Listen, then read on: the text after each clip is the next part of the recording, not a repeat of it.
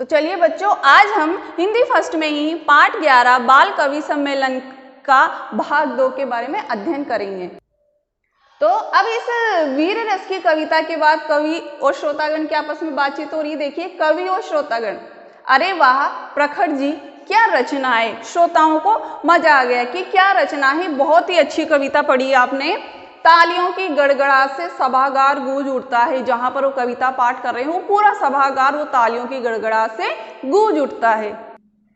अब शिवम क्या बोल रहे हैं, हमारे बीच में प्रमुख समाज सेवी भाई शेवाल जी बैठे हुए। समाज सेवी जो समाज की सेवा करता है वो शेवाल, क्या नाम है उनका, शेवाल जी बैठे हुए हैं, जो अपनी सुंदर कविताओं के माध्यम से हमें नई दिशा प्रदान करेंगे। अब हमें नई दिशा प्रदान करेंगे अपनी इन कविताओं के माध्यम से। तो कौन सी कविता करने जा रहे हैं, देखते हैं। अब शेवाल आ गए हैं मंच पर, कुर्ता पजामा तथा सिर पर टोपी लगाए हुए हैं। इनकी वेशभूषा कैसी है कि कुर्ता पजामा और सिर पर टोपी लगाकर बैठे हुए हैं।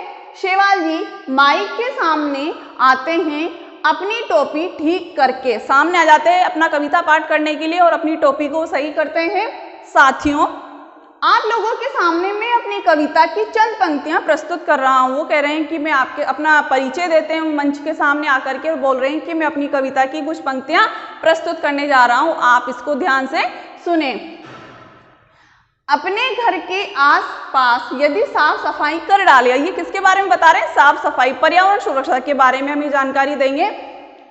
अपने घर के पास यदि साफ सफाई कर डालें, साफ करें घर द्वार गली और साफ करें नाले, रोगों के कीटाणु और फिर नहीं मच्छरों का खतरा, जीवन हो खुशहाल अगर हम साफ सफाई अपना ले। क्या बोल रहे हैं कि हमें अपने चारों तरफ, अपने आसपास, अपनी गलियों में, अपने घर के सामने साफ सफाई रखना चाहिए।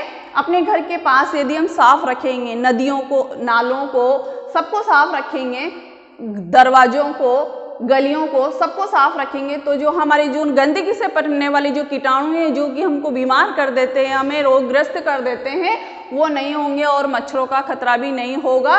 और जब हम रोग मुक्त हो जाएंगे, हम स्वस्थ रहेंगे, तो हमारा जीवन कैसा होगा, खुशहाल होगा। इसलिए हमको साफ सफाई को अपनाना चाहिए। हर जगह हमको सफाई रखनी चाहिए, गंदगी नहीं फैलानी चाहिए। श्रोतागण बोल रहे हैं, अरे वाह क्या बात है। शिवम, भाई शेवाल जी की सफल रचना के पश्चात अब मैं आप लोगों को ले चलता हूँ लजीज, अच्छी, लजीज मतलब स्वादिष्ट, लजीज कविताओं की ओर, जिसका आनंद दिलाएंगी बहन कृतिका कोमल। अब उन्होंने साफ सफाई से संबंधित जानकारी दे दी, एक अच्छी बात बताइए, एक अच्छा संदेश भेजा है समाज में उन्होंने अपनी कविता के माध्यम से। अब अगली जो आ रही है वो है लजीज मतलब स्वादिष्ट भोजन के बारे में वो कविता प्रस्तुत करेगी, भोजन से संबंधित। कृतिका कोमल, लीजिए लजीज कविताओं का मौखिक आनंद, आप सुनिए, स्वादिष्ट कविताओं का आनंद उठाइए। वाह इमरती वाह जलेबी, गरम गरम कुरकुरी खरी, हाथ बढ़ाओ जी भर खाओ, गोल गोल रस भरी भरी। क्या बोल रही है वो, जलेबी और इमरती के बारे में बता रही है कि ये गरम गरम और कुरमुरी रहती, जो कि खाने में बहुत ही रस भरी, बहुत ही स्वादिष्ट है। जब हम इसको गरम गरम खाएंगे तो बहुत मजा आ जाता है जलेबी और इमरती को। हाथ बढ़ाओ, और आप अपना हाथ बढ़ाओ और खाओ ये जो गोल गोल कैसी है, रस भरी, रस से भरी हुई है, इसको उठाओ और आनंद लो। खट्टी खट्टी चटनी के संग गर्मा गर्म समोसे हो। आगे क्या बोल रही है वो कि खट्टी खट्टी, खट्टी मीठी जो चटनी होती ना, उसके साथ जब हम गरम गरम समोसे खाते हैं तो उसकी तो बात ही कुछ और होती है, हमें बहुत ही आनंद की अनुभूति होती है। लार नहीं टपकेगी किसकी, बोलो जब इडली डोसे हो। जब इडली डोसे हमारे सामने हो और खाने की इतनी सारी स्वादिष्ट चीजें हो, इमरती, जलेबी हो, समोसे हो चटनी के साथ में, और इडली डोसे हो, तो कहिए श्रोतागण, कहिए किसकी लार नहीं टपकेगी। ऐसा कौन बोल रही है, कृतिका अपनी इस कविता में। फिर शिवम बोलते हैं, वाह कृतिका बहन, मेरे मुंह में तो पानी ही भर आया। आपकी जब मैंने कविता सुनी तो मेरे तो मुंह में पानी भर आया। साथियों, अब मैं, बीच में रुक जाते हैं, थोड़ी देर के लिए विराम लेते हैं। अब अगली को वापस कौन आ गई, मंजरी, बीच में टोकते हुए। दूसरी कवियत्री है मंजरी, जो कि पहले कविता पाठ कर चुकी है, वो बीच में ही टोकती है उनको और कहती है ठहरिए, हाथ में से रुकने का संकेत करते हुए, क्या रुकिए, ठहरिए, नायिको, ओ नहीं भाइयों, जल्दी जल्दी बोलती हूँ नायिको, क्योंकि तो हास्य रस की कवि हैं, कवियत्री हैं।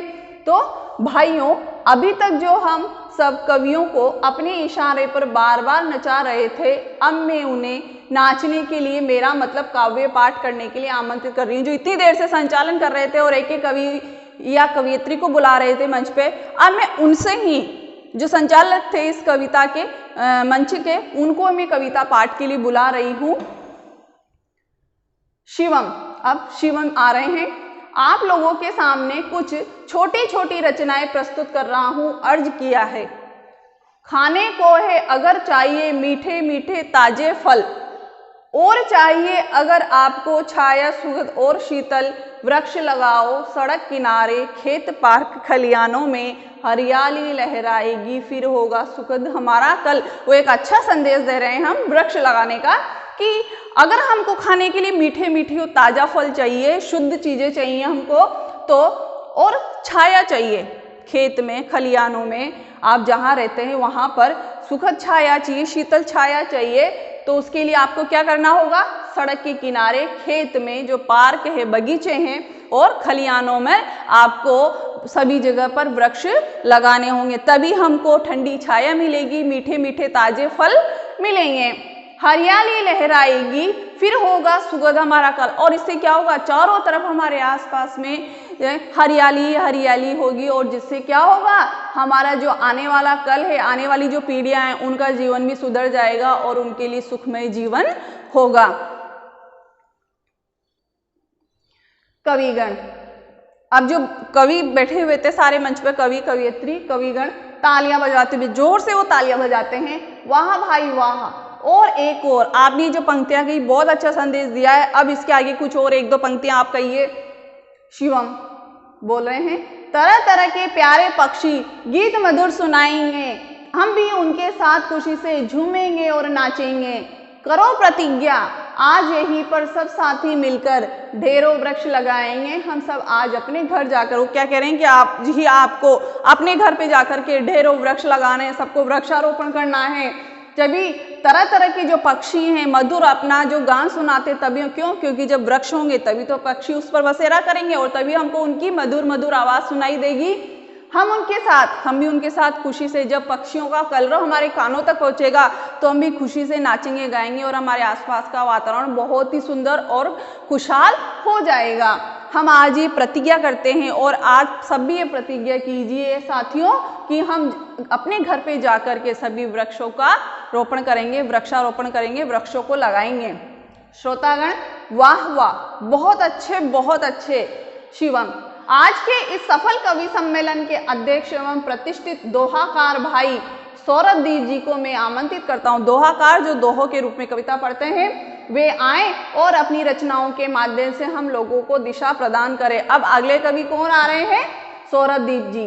अब क्या बोल रहे हैं सौरभदीप जी, देखिए भाइयों, इस सफल बाल कवि सम्मेलन की अंतिम कड़ी के रूप में आप लोगों के समक्ष इतना ही कहूँगा कि इस तरह के कार्यक्रम के आयोजक बंधु बधाई के पात्र है कि मैं अंतिम कड़ी आ गई है इस कवि सम्मेलन की, और मैं ये कहना चाहता हूँ कि इस कार्यक्रम के जितने भी आयोजक भाई बंधु है, जो कवि है, उनको मैं धन्यवाद देना चाहता हूँ और वो बधाई के पात्र है कि उन्होंने बहुत ही सफल तरीके से इस कार्यक्रम को का संयोजन किया है। आयोजन सुंदर सफल हुआ दोस्तों आज, विविध रसों की वृष्टि से भीगा बाल समाज, छुपी हुई प्रतिभा जगे फैले ध्वल प्रकाश, इस प्रकाश में जगमग है सारा जग संसार। क्या बोल रहे हैं कि जो आज का आयोजन है बहुत ही सफल हुआ है, बहुत ही अच्छी तरीके से कविता पाठ हुआ है। विविध रसों की, इसमें विभिन्न प्रकार के रसों की कुछ अच्छी बातें भी की गई, जैसे हास्य रस, वीर रस, इनके बारे में भी कविताएं सुनाई गई। इससे क्या है, पूरा जो बाल समाज है, जितने भी जो श्रोतागण है, बाल समाज है, वो पूरा भीग चुका है, उन्होंने इसको ग्रहण किया है, सुना है। छुपी हुई प्रतिभा जगे, और इससे क्या है, जो छुपी हुई प्रतिभा थी हमारे समाज में, वो आज उभर कर सामने आई इन कविताओं के माध्यम से, इन बाल कवि कवियत्रियों के माध्यम से। फैले धवल, धवल मतलब होता है श्वेत, सफेद रंग का, जिससे क्या है पूरे समाज में एक श्वेत प्रकाश फैल गया है। इस प्रकाश में जगमगे सारा जग संसार। और ये जो कविता रूपी जो पाठ का जो आज सफल आयोजन हुआ है, इससे क्या है, इस प्रकाश में सारा जग, सारा विश्व और सारा संसार ही प्रकाशमान हो गया है। तो बच्चों, मैं आशा करती हूँ कि आज इन बाल कवियों ने जो कविता पाठ किया है, इससे भी आप लोगों ने कुछ शिक्षा ग्रहण की होगी, कुछ सीखा होगा और इसको समझा होगा। तो आप एक बार फिर से इसका अध्ययन करें। Thank you.